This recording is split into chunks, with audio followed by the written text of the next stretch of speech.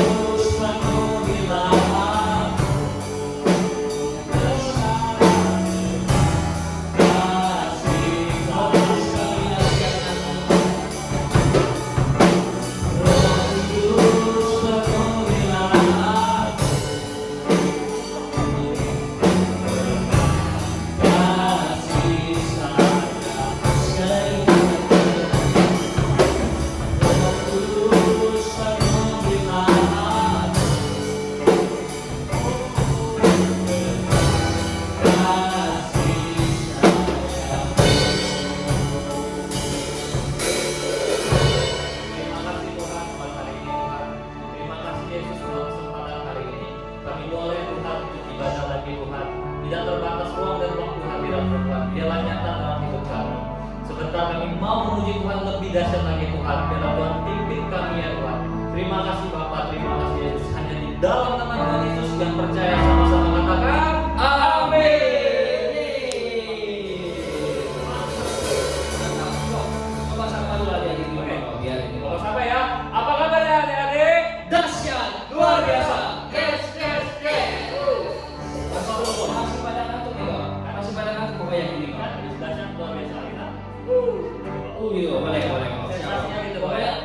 kau gitu kan? Boleh. Satu lagi ya. Apa kabarnya hari ini adik-adik? Dahsyat, luar biasa. Gitu. Sekali boleh. Sekali lagi. Apa kabarnya adik-adik hari ini? Dahsyat, luar biasa. Yes, yes, yes. Ya, gitulah. Jadi kita tuh ice breaking ya. Oke, siap kalau gitu kan. Kau ada tes baru juga kok? Oh, apa itu? lagi? Kau kalah.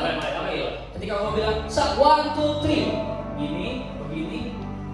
Oh, boleh Tidak, karena sekali lagi kan social distancing, jadi nggak boleh salaman, nggak boleh. Jadi harus ini, oke? Oke, gini kok. Oke, itu dulu ya. 1, 2, 3. Oke, adik-adik di rumah ikutin ya. Oke, sekali lagi ya. 1, 2, 3. Oke, kasih tepuk tangan untuk Yesus. Oke. Hari ini kita mau menyanyikan satu lagu yang sudah lama sih, tapi asik tak kalau dinyanyiin kok. Siap. Lagu ini menceritakan tentang betapa dahsyatnya Tuhan kita loh. Amin. Kasih Tuhan untuk kita itu dalam sekali kok, seperti Yohanes 3:16 bilang. Boleh, Nah, boleh, boleh. Oke, musik. Siap, kasih. Go.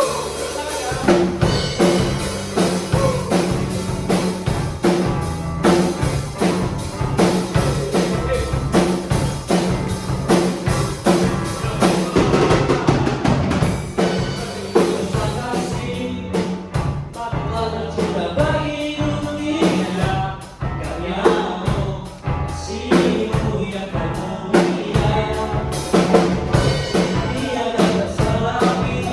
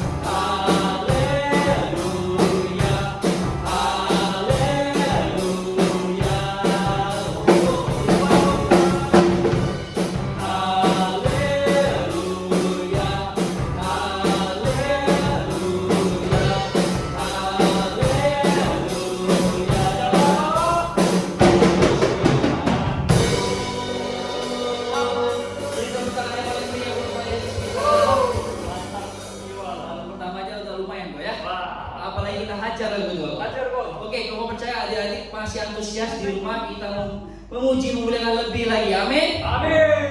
Katakan Jesus. Amin. Oke, coba adik-adik di rumah kita sambil jongkok dulu. Kita coba ya. Jadi ketika kamu bilang nanti Laskar Kristus, semuanya makin berdiri dan bilang oh ye. Sambil kepalkan tangannya ya Pak ya. Boleh. Oke, Laskar Kristus. Oh ye. Beri tepuk tangan untuk Tuhan kita. Ye.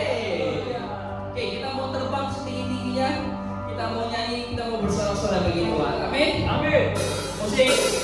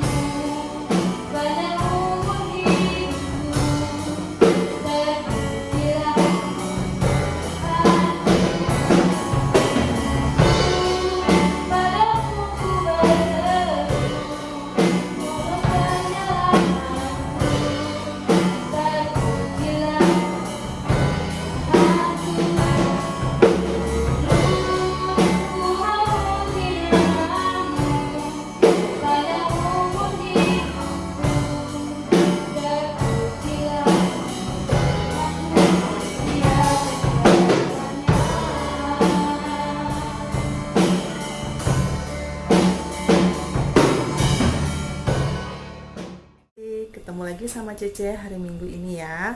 Nah, Cece mau bawain firman Tuhan tentang seseorang yang sangat sukses. Oke, Cece mau tahu menurut kalian sukses itu seperti apa sih? Nah, ada yang jawab, saya sukses kalau saya punya banyak uang. Ada yang juga yang jawab, saya sukses kalau saya punya karir yang bagus, jabatan yang penting.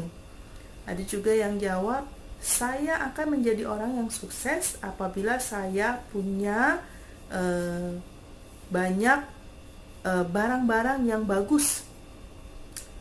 Atau bilang juga, saya menjadi orang yang sukses kalau saya menjadi orang yang pandai. Apakah itu betul?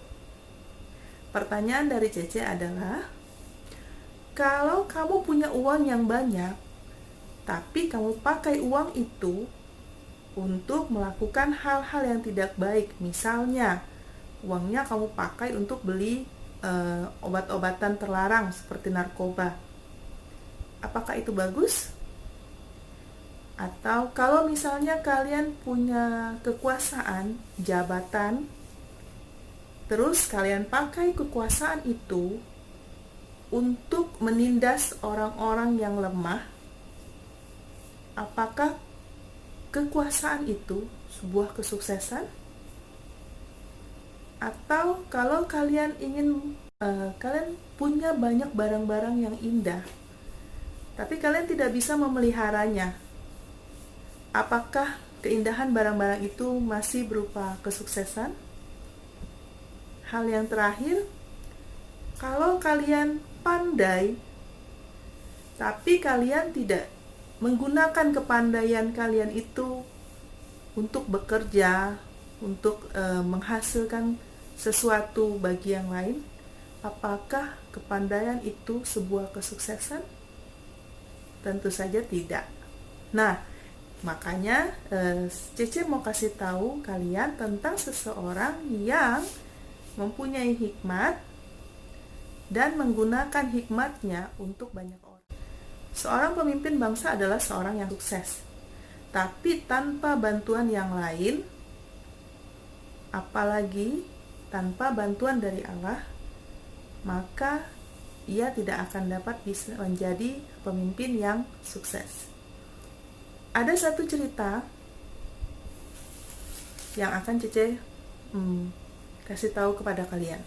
Begini ceritanya. Pada waktu itu, Daud adalah raja yang baik. Kepemimpinannya mendatangkan kekuatan dan kehormatan bagi bangsa Israel selama pemerintahannya sebagai raja. Sebab ia bergantung pada Allah untuk membimbingnya. Daud tidak sempurna. Ia membuat beberapa kesalahan. Akan tetapi, Daud selalu meminta pengampunan pada Allah. Allah melihat bahwa Daud benar-benar menyesali dosanya dan menolongnya menjadi raja yang baik. Sekarang, Raja Daud telah tua. Bangsa Israel memerlukan seorang raja baru. Daud mengetahui bahwa Allah telah memilih Salomo untuk menjadi raja yang berikutnya.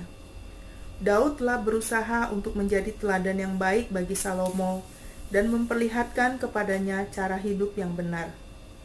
Pada suatu hari, tidak lama sebelum Daud meninggal, ia dan Salomo mengadakan pembicaraan yang serius.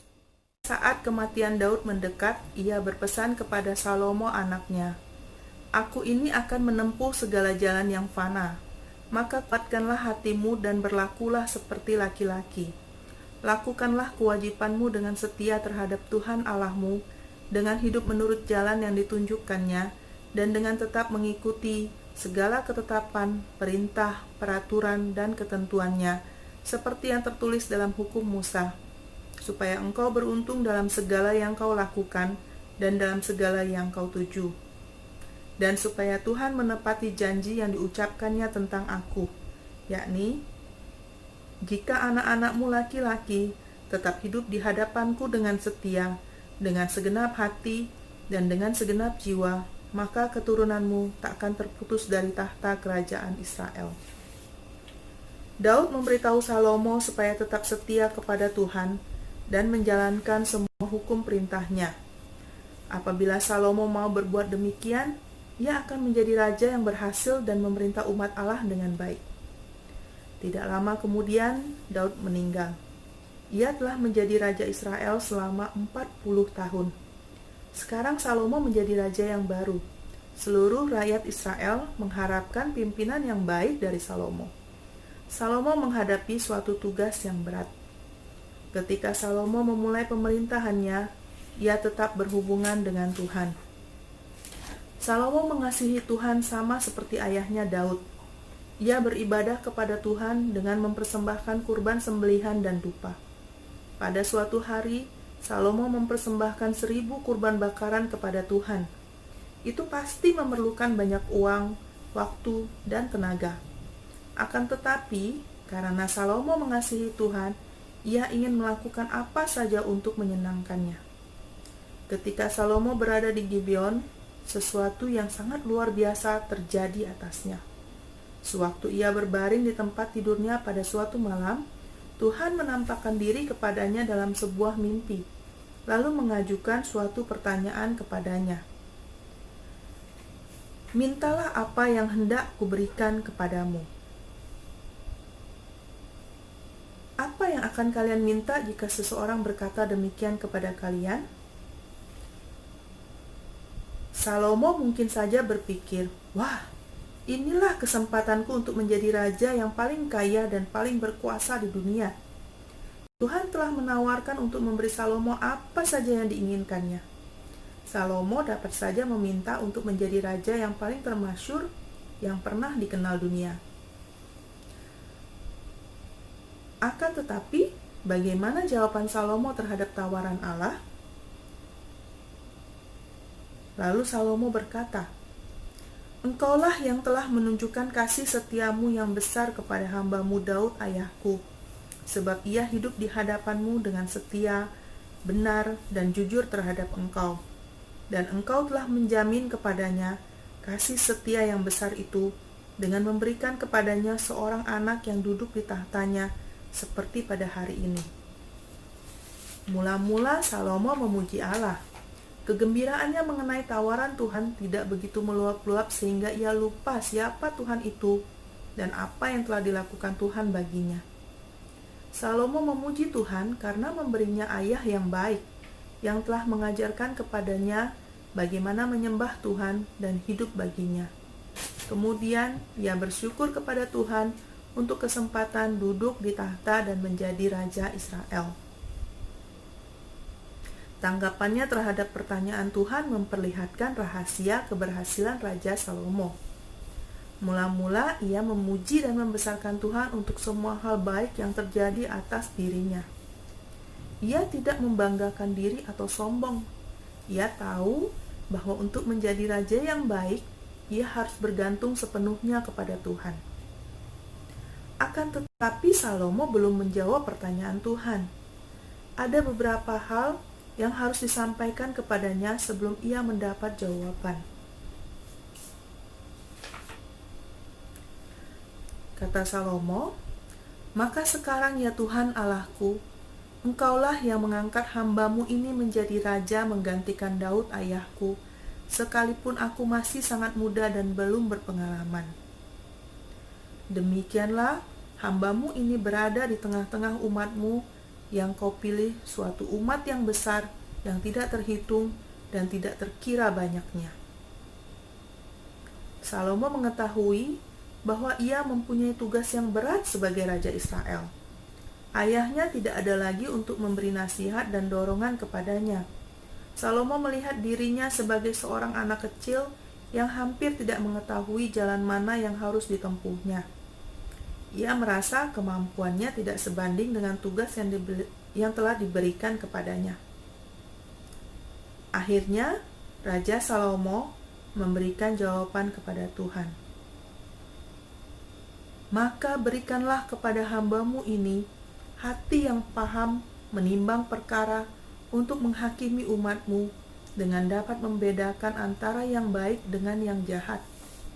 Sebab siapakah yang sanggup menghakimi umatmu yang sangat besar ini? Salomo meminta sesuatu yang jauh lebih berharga daripada yang dapat dibeli dengan uang atau yang dapat diperoleh dengan kekuasaan. Ia meminta agar Tuhan memberikannya hati yang penuh pengertian, hati yang dipenuhi oleh pengetahuan dan kebijaksanaan.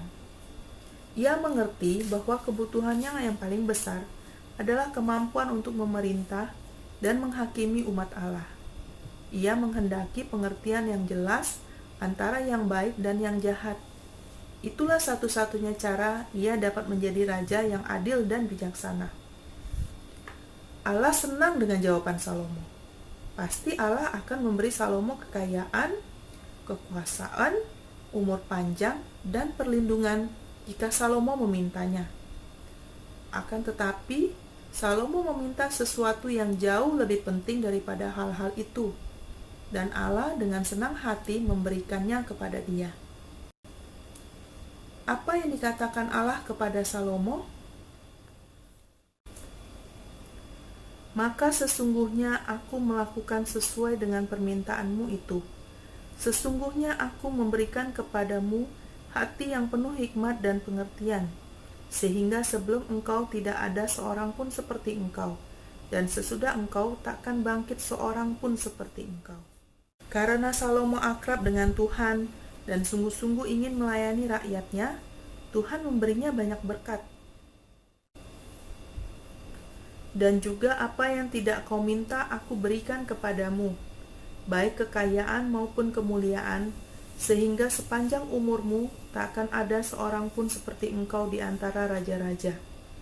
Dan jika engkau hidup menurut jalan yang kutunjukkan, dan tetap mengikuti segala ketetapan dan perintahku, sama seperti ayahmu Daud, maka aku akan memperpanjang umurmu. Lalu terjagalah Salomo.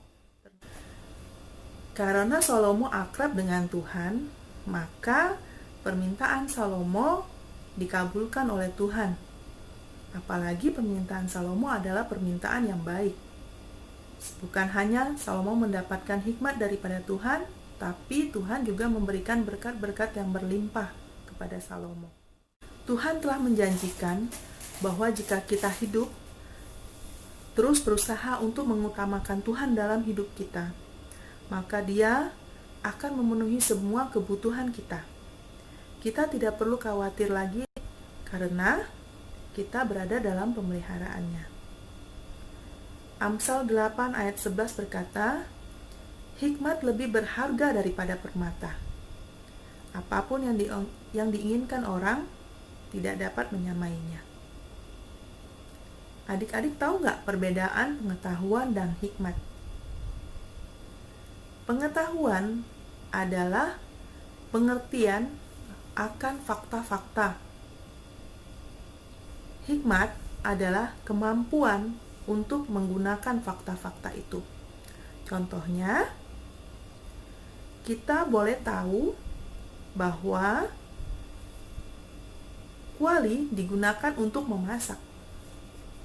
Tapi, apakah semua orang tahu bagaimana memasak menggunakan kuali tersebut? Orang yang memakai kuali tersebut untuk memasak itu adalah orang yang dikatakan orang berhikmat.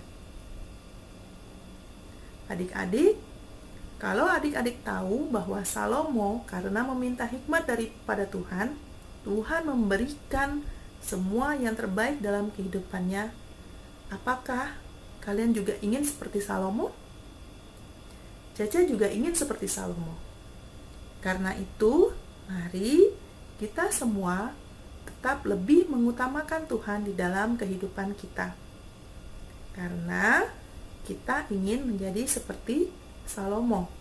Selain berhikmat, bijaksana, Salomo juga dipenuhi oleh berkat Tuhan. Bagaimana caranya? Yaitu dengan cara mengutamakan Tuhan di dalam setiap segi kehidupan kita. Oke, jangan lupa baca Alkitab, tetap berdoa, dan bersyukur kepada Tuhan. Di akhir episode, Cece akan berikan pertanyaan-pertanyaan dan seperti biasa, 3 orang tercepat yang menjawab pertanyaan Cece dengan benar akan Cece berikan hadiah. Terima kasih sudah ikut dalam ibadah online sekolah minggu. Kita bertemu